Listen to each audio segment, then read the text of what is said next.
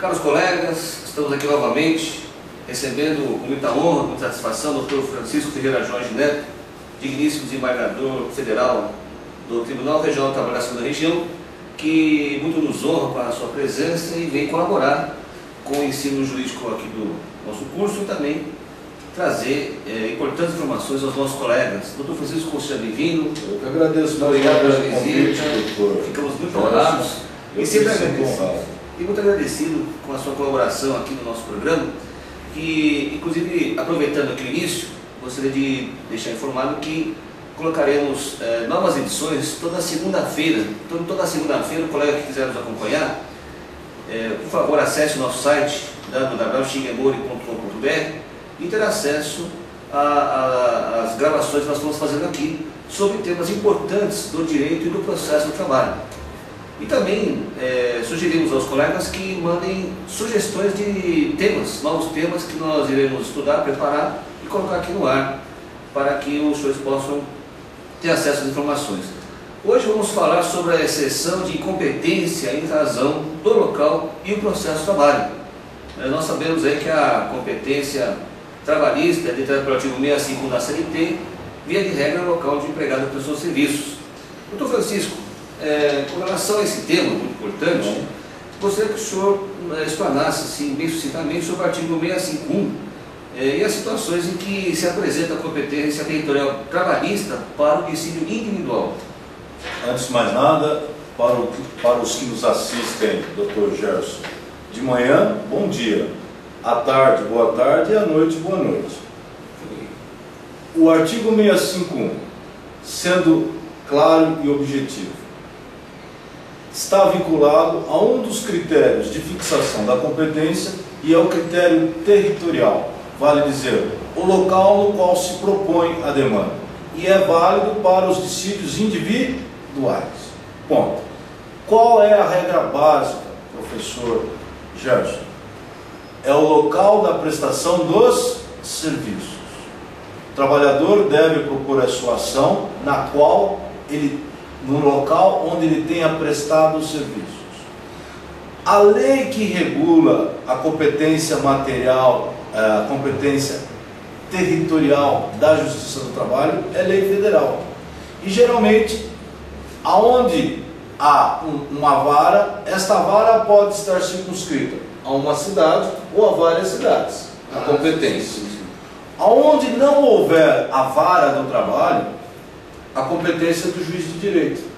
Então veja, eu posso ter uma vara com uma competência territorial vinculada a uma só cidade, como vinculada a várias cidades. Agora, se houver uma cidade que não esteja contemplada na competência de uma determinada vara do trabalho, quem faz a jurisdição trabalhista nesta cidade é o juiz de direito. Então, sempre é importante para o advogado saber se há vara do trabalho competente para aquela localidade, porque se não houver, será o juiz de direito. Primeira questão. E segunda questão, qual será a cidade? A cidade que corresponde ao local da prestação dos serviços. Mas tem um detalhe, professor Gerson. Vamos supor que o trabalhador tenha tido vários locais simultâneos para a prestação dos serviços. A doutrina diz que ele poderá escolher qualquer um dos locais. Agora, ele pode ter tido vários locais sucessivos. Por exemplo, nos últimos 5 anos, trabalhou em São Paulo, São Bernardo e Santo André. Os últimos 2 anos ele ficou em Santo André. Aonde é que ele vai propor a ação? Aí nós temos duas posições. A primeira diz que ele deve propor a ação no último local, e a segunda diz, ele pode propor a ação nos 3 locais. Então veja, o caput do 651, ele é explícito. Regra básica, o local da prestação dos serviços. Em segundo lugar, se os locais forem sucessivos, um sucedendo ao outro, poderá ser em qualquer um deles ou no último. E a terceira hipótese, vários locais simultâneos, como por exemplo um promotor de vendas. Isso. Trabalha, por exemplo, no Carrefour de São Bernardo hoje, amanhã está trabalhando no Carrefour de São Caetano, amanhã no Carrefour de Santo André, poderá escolher qualquer uma dessas cidades para propor ação. Esta é a regra básica que está no caput do 651. Só que esse artigo, ele é um artigo que eu tenho que interpretá-lo no seu conjunto. E nós temos 3 outras situações específicas. Qual é a primeira situação? É do empregado agente ou viajante comercial. Aonde é que ele poderá propor a ação? Ele deverá propor a ação aonde a empresa tenha agência ou filial, a qual ele esteja subordinado. Agora, se não houver isto, a competência será da localidade em que o empregado tenha domicílio ou a localidade mais próxima. Uma outra hipótese, professor Gerson, é que está no parágrafo 2º do artigo 651, que é aquele em que o empregado, ele é brasileiro ou ele é um brasileiro naturalizado, ele é contratado no Brasil, mas trabalha no exterior. Ele poderá propor a ação no Brasil, aonde a empresa tem a sede ou filial. Sim, está claro. E por fim, é a regra do parágrafo 3º. É aquela regra em que o empregador tem atividades em vários locais e o trabalhador é contratado na cidade A e vai trabalhar na cidade B. Nesta hipótese, o empregado poderá escolher entre a vara do local da contratação ou do local da execução dos serviços. O empregado tem essa faculdade. Então veja, o que é mais importante dentro do 651 é o caput e o parágrafo 3º. Por que é o mais importante? Porque são as hipóteses mais comuns. Por quê? Porque o parágrafo 1º trata do agente ou do agente comercial e o 2º trata do brasileiro contratado aqui para trabalhar no exterior. Está certo? Perfeitamente. Professor, do ponto de vista legal, dentro do processo civil, como se apresenta a articulação do direito de defesa do réu no processo civil? No processo civil, pelo artigo 297 do CPC, deixe-nos até aqui pegarmos nosso CPC, né? A resposta do réu compreende-se de 3 peças, professor. Eu tenho a exceção, a reconvenção e a contestação. São peças que compõem o direito de resistência, o direito de se opor à pretensão do autor, não é? A exceção pode ser de suspeição, de impedimento ou em razão do local. A reconvenção é o ataque do réu em relação ao autor, é a ação do réu contra o autor. E a defesa, que é a peça mais comum, é aquela em que ele impugna de fato e de direito a postulação, onde ele expõe as preliminares do 301, as prejudiciais e o mérito propriamente dito. Então, a resposta no processo civil se compõe de 3 peças: exceção, contestação e reconvenção. Então, o senhor entende que a exceção de competência em razão do lugar deve estar dentro da defesa ou em peça apartada? Olha, eu acredito que no processo civil a melhor forma de apresentar uma exceção em razão do local, que é uma incompetência relativa, o que depende de provocação da parte, ela deva ser proposta em peça em apartado. Isso. E isso também, a meu ver, deveria ocorrer no processo de trabalho, tanto no processo civil como no processo de trabalho. Veja, não é o fato de ser apresentada em peças em apartado, seja a exceção, a contestação e a reconvenção, que é a melhor técnica, tanto no processo de trabalho como no processo civil, que elas necessariamente tenham momentos distintos. As 3 peças compõem o direito de resposta. E o direito de resposta ele é exercido de uma só vez. seja com uma peça ou seja com as 3 peças. Tudo dependerá das peculiaridades do caso concreto, é claro? É assim que deva ser visto, tanto no processo civil como no processo do trabalho. As peças em apartado, escritas e dirigidas ao juiz da causa. Esta é a melhor forma, tanto no processo civil como também no processo do trabalho. Professor, alguns advogados entregam a defesa no juízo do foro competente e no juízo de origem entregam só a exceção de competência da razão do lugar. O senhor acha que então isso não seria muito adequado, né? Eu acredito que não seria a melhor técnica. Muito bom. Tá? Mas no processo do trabalho, como a parte exercita o direito de resposta na audiência, inexoravelmente a melhor forma, professor Gerson, no processo do trabalho, seria o advogado apresentar a defesa, ou aquilo que nós chamamos de resposta. Por quê? Porque o artigo 847 da CLT diz assim: não havendo acordo, o reclamado poderá aduzir a sua defesa. A palavra defesa no processo do trabalho corresponde ao processo civil à palavra resposta. Tanto no processo civil como no processo do trabalho, a resposta compreende aquelas 3 peças que nós acabamos de dizer. Só que no processo do trabalho, o direito de defesa ele é exercido em audiência. Então veja, quando a parte exercita a sua defesa no processo do trabalho, qual é a melhor solução? Apresentar as 3 peças no mesmo momento. E não apartado. Eu entendo não apartado no processo do trabalho. Por quê? Porque a defesa é um ato complexo, mas que ele é exercido de uma única vez.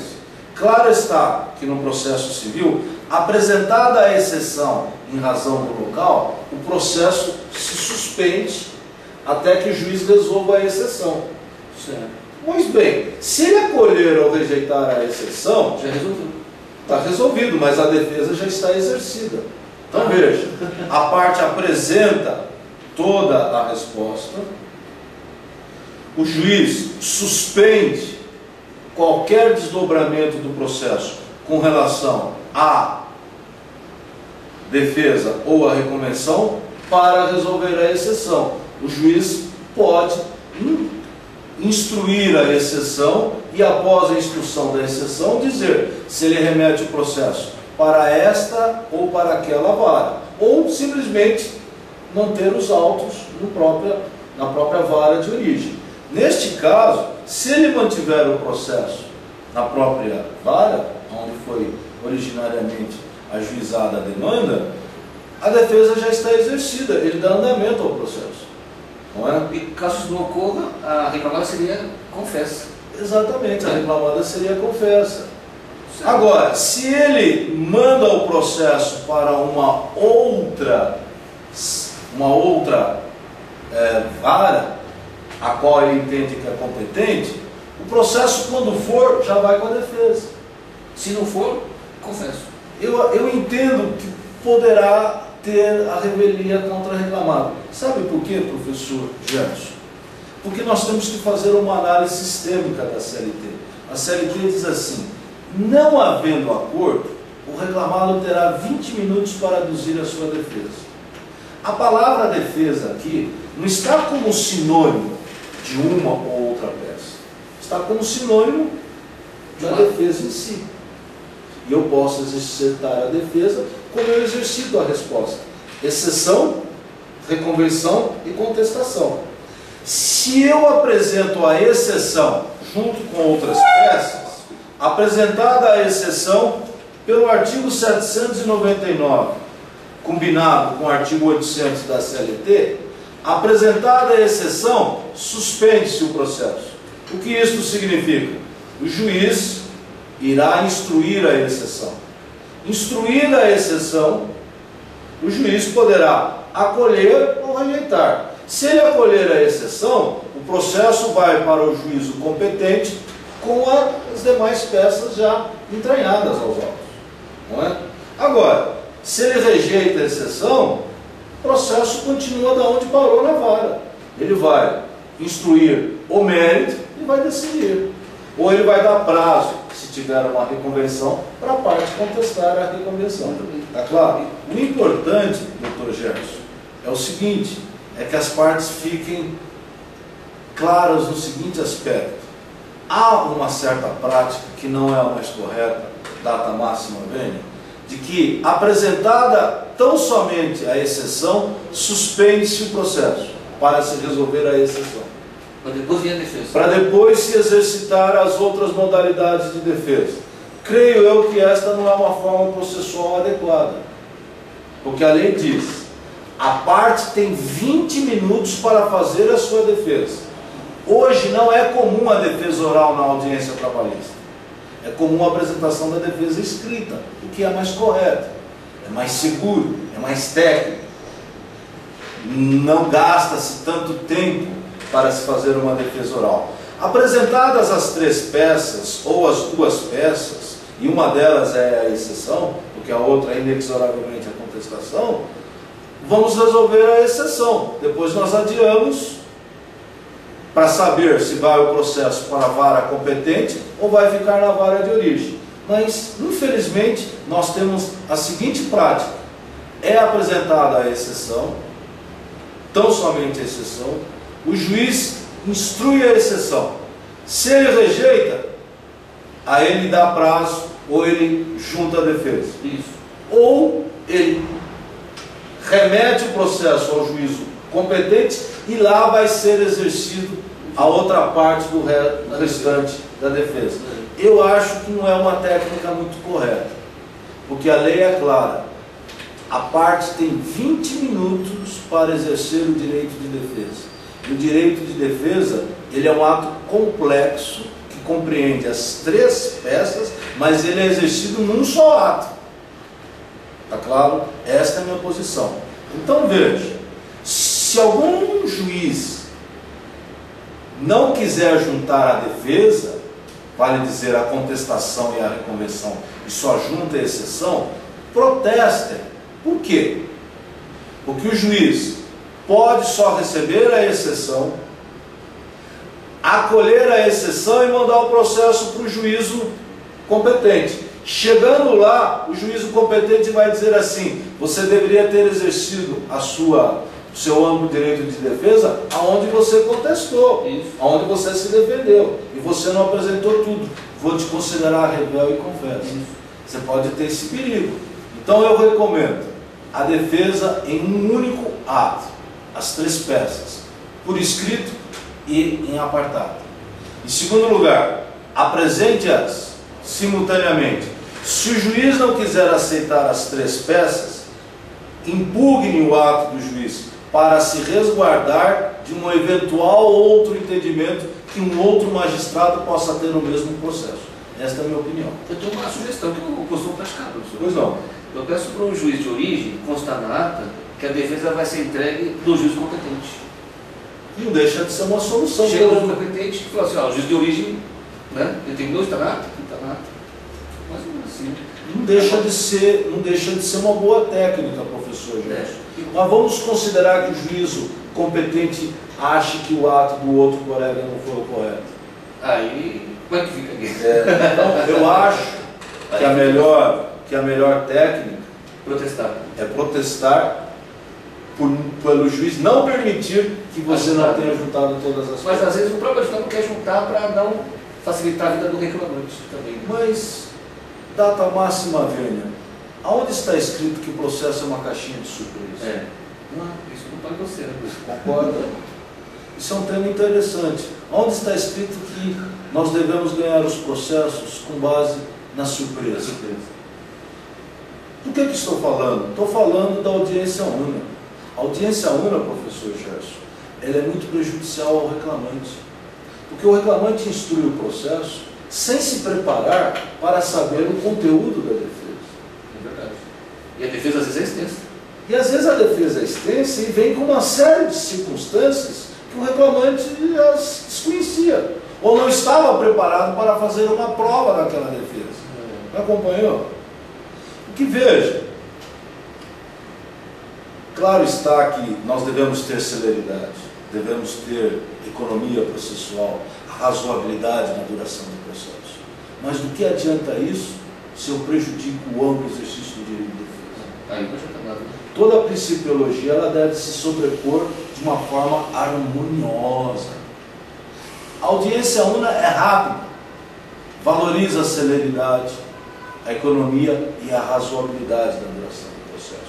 Mas muitos advogados de reclamantes, eles sequer têm a oportunidade de impugnarem documentos, de analisarem a defesa com cuidado, para poder ter uma ideia exata de como é que ele vai desembaraçar o ônus da prova durante a audiência.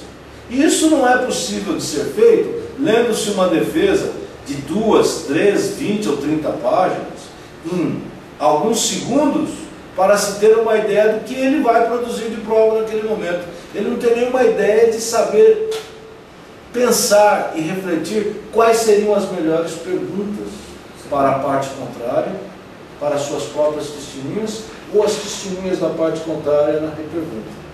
Por isso que eu, como magistrado, eu sempre estava diante da seguinte circunstância: procedimento ordinário, muitos documentos juntados, uma peça de defesa um pouco mais longa, eu sempre adiava a audiência. E as minhas audiências eram unas com o juiz de primeiro grau, professor Gerson. Por que eu fazia isso? Para não prejudicar o exercício do amplo direito de defesa.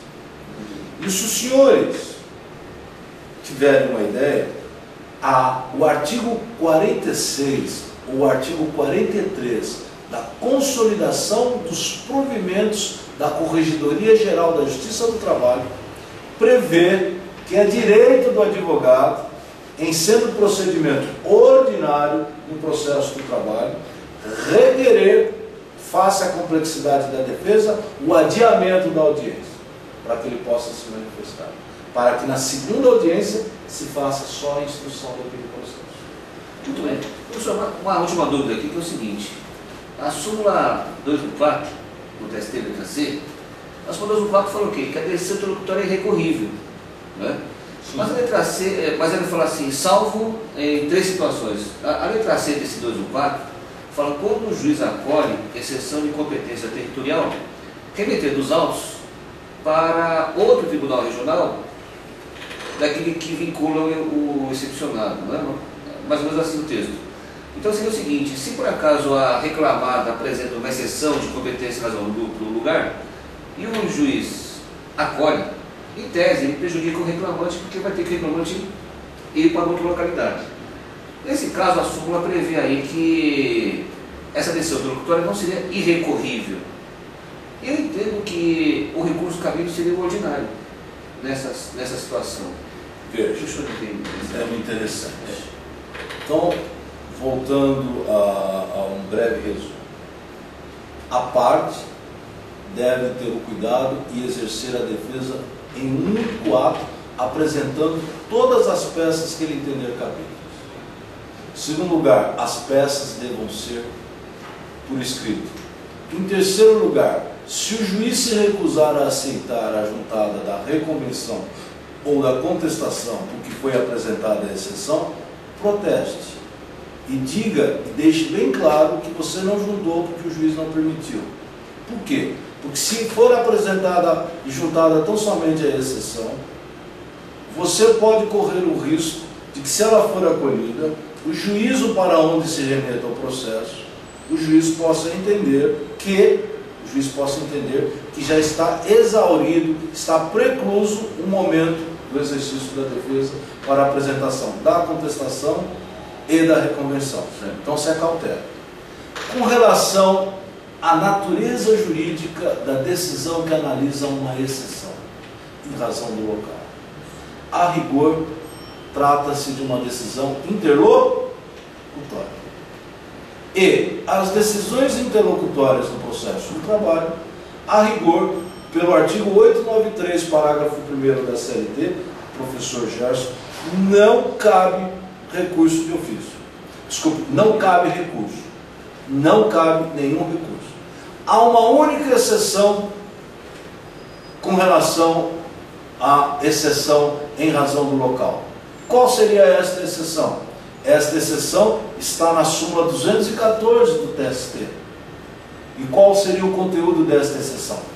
Se houver o acolhimento da exceção e o processo for remetido para um outro Tribunal Regional do Trabalho, o que significa um outro Tribunal Regional do Trabalho? Vai para uma localidade que pertence à jurisdição de um outro TRT. Por exemplo, segunda região, que é a cidade de São Paulo e a Grande São Paulo, e uma parte da Baixada Santista, e vai para Campinas, com competência do TRT da 15ª.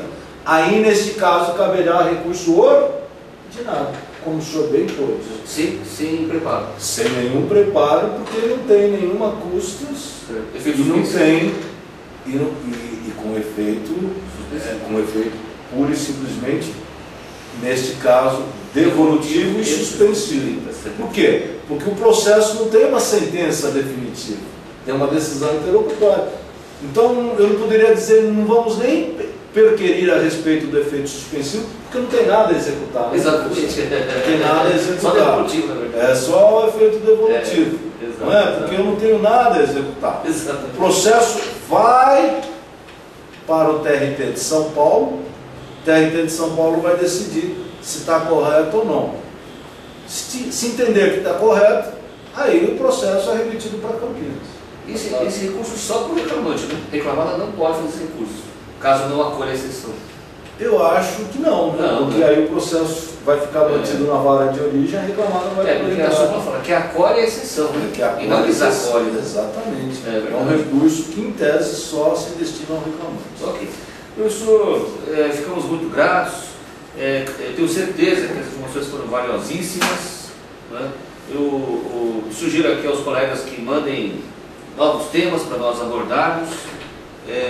Qualquer comentário que vocês queiram fazer, qualquer contato, por favor, né, o nosso e-mail é contato@shigemori.com.br e ficamos muito gratos. Professor Francisco, muito obrigado mais uma vez, uma grande honra, muito obrigado mesmo. Eu que agradeço e aproveito a oportunidade, a nossa parceria com o Curso Mérito, do Dr. Gerson Shigemori, remetam as suas questões, remetam os seus temas, não coloquem nome nas questões, será um prazer contribuir na difusão dos nossos conhecimentos, da nossa vivência, minha do Dr. Gerson em alguns anos, né, na área trabalhista, na seara trabalhista, contribuindo para o engrandecimento da advocacia e da operosidade no mundo do direito. Esta é a nossa ideia, o nosso propósito. Muito bem, muito obrigado, senhor, muito obrigado, um grande abraço, até a próxima. Muito obrigado. Saiu bom, né?